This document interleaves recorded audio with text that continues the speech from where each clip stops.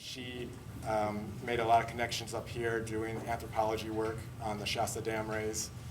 She also is the organizer and founder of the Regeneration Festival to prevent youth suicides in Taos, New Mexico, and many other things. So she's going to open us up today, so give a hand for Lyla.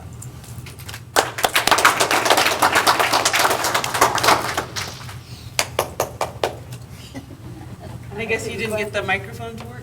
No? Okay, it's all right. I don't think we need it. I'm Yat Eshik Edo Shidna Lyla June Yunisha Nasht Ejit Hachi Nishlino Haskai Dine Bashishi Ashin Deshichedo Belagana Deshanale Taos, New Mexico, Date Nasha. My name's Lyla June. And I'm from the Black Charcoal Streak, or the Zuni clan, Zuni Red Streak in the Water clan, and my father is from the Cheyenne clan, and my maternal grandfather is the Salt clan, and my paternal grandfather is Scandinavian. So I want to honor all the strands of my being here, and I think it would be great if my grandma, Shemasane, could open with a short prayer before I start to honor my elders. And we're just so lucky to have her and her sister Lillian here. We're Diné from Arizona area. And I just wanted her to start us off before I go. Start us in prayer, you know? Yeah, we could stand if you want. Out of respect, we always introduce ourselves first, and then I'll pray afterwards. The way Lyla June introduced herself. I'm Mitzi Begay, and Ani Ayan Snow, she Epashi, Ke Ani Nasachet, Bahi, Tashanata Padaria, Sun and Snap. My mother's clan is Folded Arm People. I'm born to Salt clan, and my maternal grandmother's clan is Tarrant House, and my paternal father's clan is Edgewater, and that's who I am. And I'm proud to be where I come from. And from the Navajo aspect, it's always out of respect that you, each and every one, whoever is going to speak, introduce themselves and tell their clan, because our clan is very, very important. As long as we know the four clan, we're in harmony and holistic. And that's all I want to say. I pray in my own language.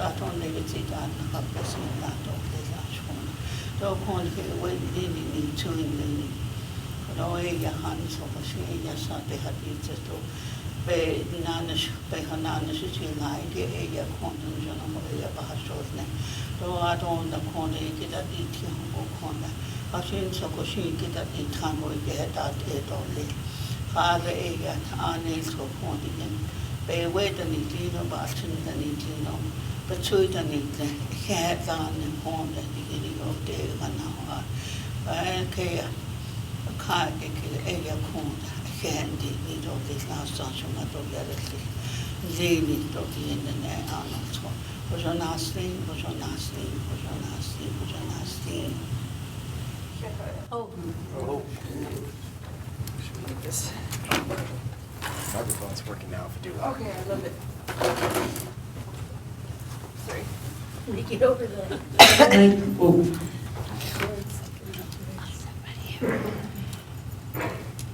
So I'm very honored to speak along your side, Auntie, and I'm very inspired by your work, and I'm looking forward to hearing more about it.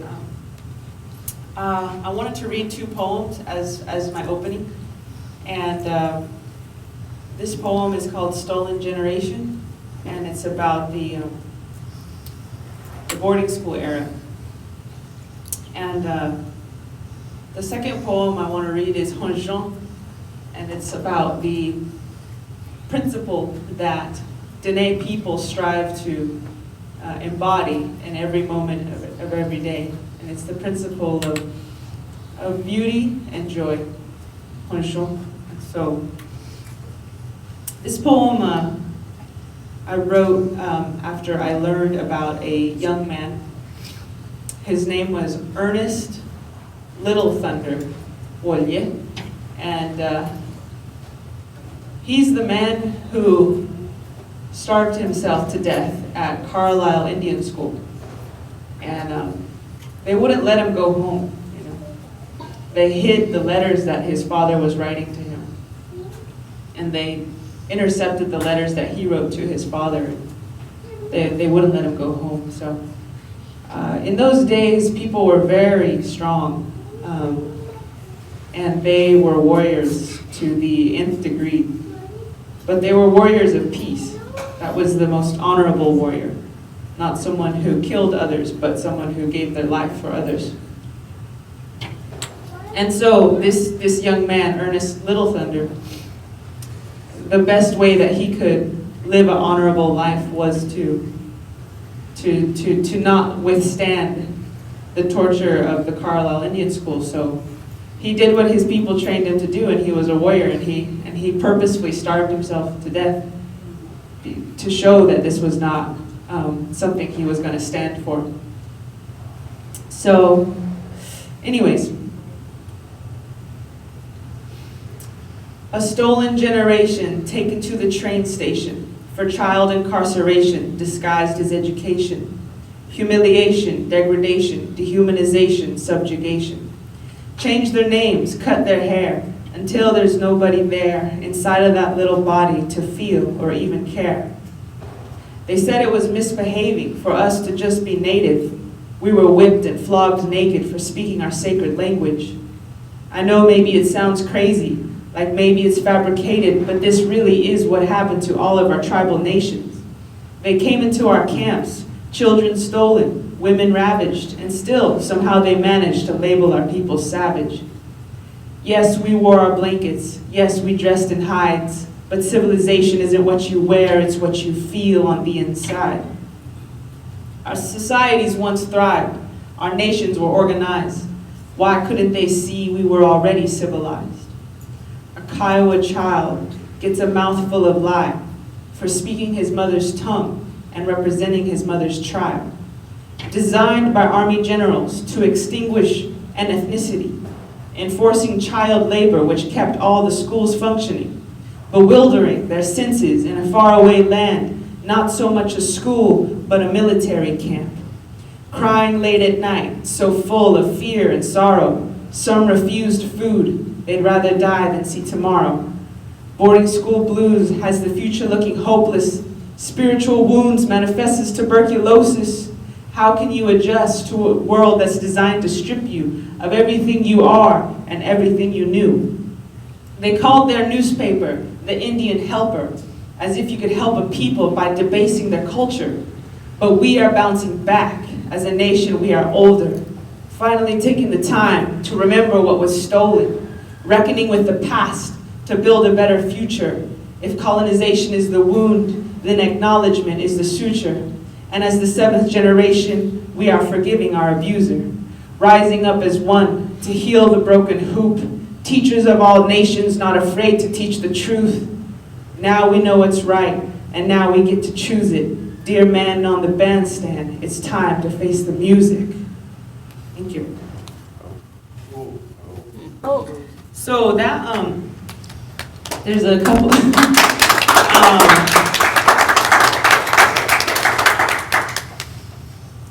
I think that poem it brings up a lot of heavy stuff, right? It's not pretty, it's not fun to feel, but there's two lines in there that I really want to draw attention to, which is number one, that this idea that acknowledgement is the suture. Acknowledging what has happened is the balm that will heal. And the second line I want to draw attention to is, as the seventh generation, we are forgiving our abuser. Because in my opinion, there are duties that the colonizer has, and there are duties that the colonized has. Each of us have an action to make for the healing to be complete. Yes, there is a lot of responsibility on the dominant culture to take the time to acknowledge what happened. And that's what Indigenous Peoples Day pushes us to do. Acknowledge that Columbus did write in his journal that the Native people would make excellent slaves. Acknowledge that he was massacring these people. Acknowledge that the women were raped on this island. And so that's their part, right? And as Native people, we also have a part to play. We're not off the hook. We're not just the ones who are gonna sit back and watch it all unfold. We have to forgive.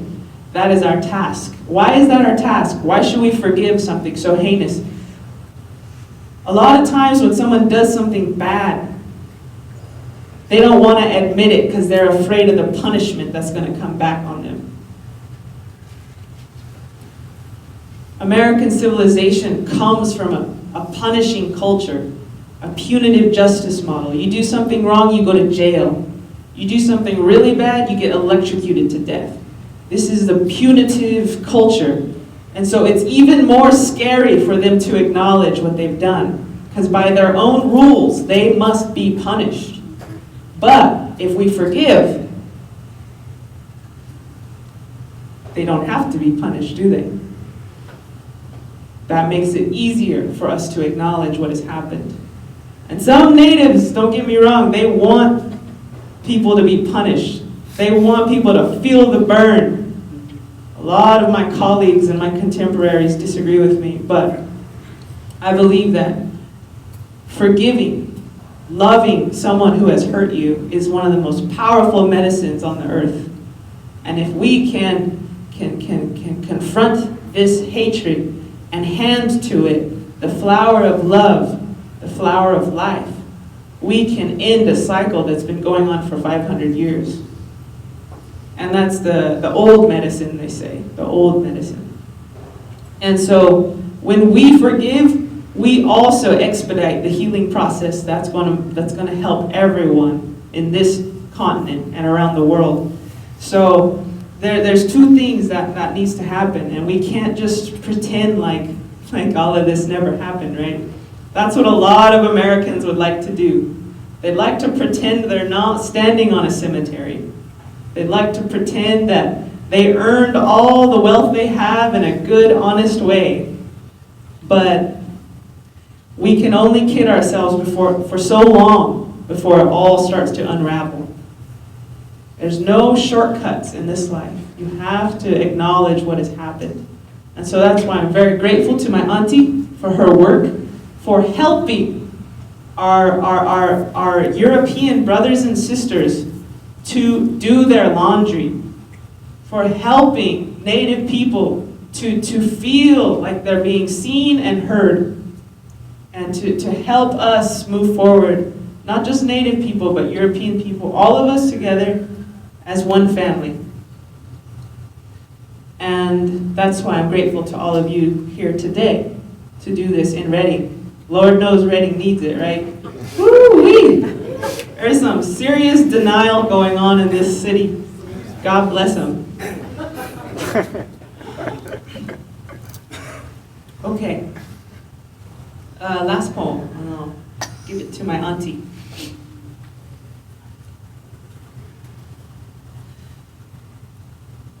It is dawn. The sun is rising in the sky, and my grandmother and I are singing prayers to the horizon. This morning she is teaching me the meaning of Honshon. Although there's no direct translation from Diné Tah, the Navajo language, into English, every living being knows what Honshon means. For Honshon is every drop of rain. It is your every eyelash. It is every leaf on every tree. It is every feather on the bluebird's wing. Honjon is undeniable beauty. And my grandmother, she knows this well, for she speaks a language that grew out of the desert floor, like red stone arms reaching into the sky and praising creation for all of its brilliance. Honjon is remembering that we are a part of this brilliance. It is accepting the fact that yes, you are a sacred song that brings the Diné Tah, the gods, to their knees with almost unbearable happiness. This is how much they love us. Honjon is remembering your own beauty. And my grandmother knows this well, for she speaks the language of a Lukachukai snowstorm. She speaks the language of hooves hitting the dirt on birthdays, for she was a midwife, and she would gallop to the women in labor, and she became fluent in the language of suffering mothers, fluent in the language of joyful mothers, fluent in the language of handing a glowing newborn to its creator. Honjon is an experience, but it is not something you can experience alone. The eagles tell us as they lock talons in the stratosphere and fall to the earth as one. Honjon is inter-beauty. And my grandmother, she knows this well, for she speaks the language of the male rain, which shoots lightning boys through the sky, pummels the green corn children, and huddles the horses against the cliff sides in the early afternoon. She also speaks the language of the female rain, which sends the scent of dust and sage into our homelands, into our homes, and cast rainbows in the sky. Us Diné, we know what Honjon means, and each and every one of you here, you know what Honjon means.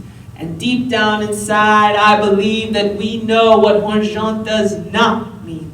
Like the days we walk in sadness, like the days we walk in fear, like the days we live for money, or like the days that we live for fame, or like the day when the conquistadors came, climbed down from their horses and asked us if they could buy the mountains.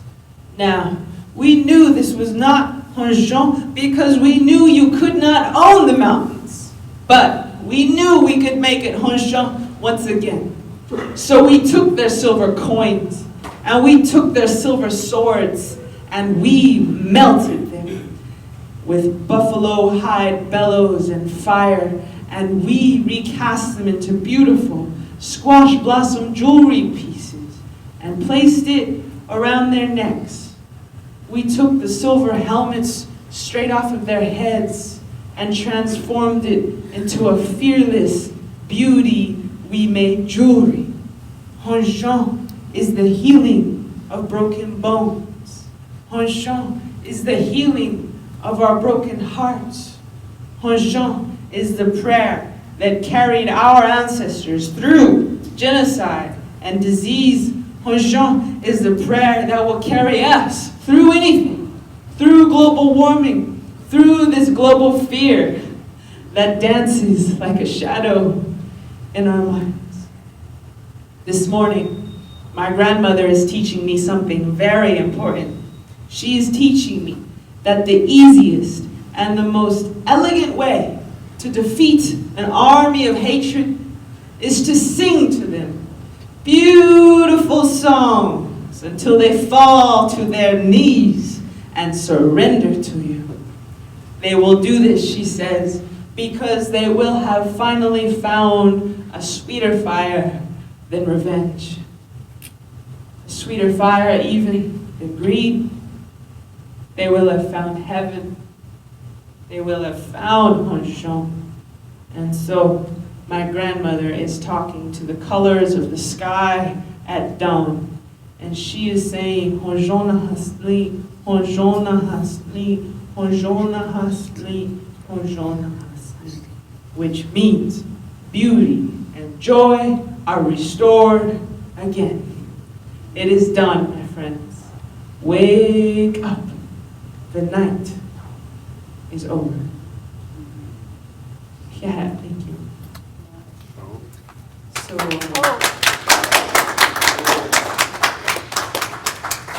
So with that, I'm going to go ahead and pass it over to my auntie here. Thank you for coming. It's a wonderful honor to meet you.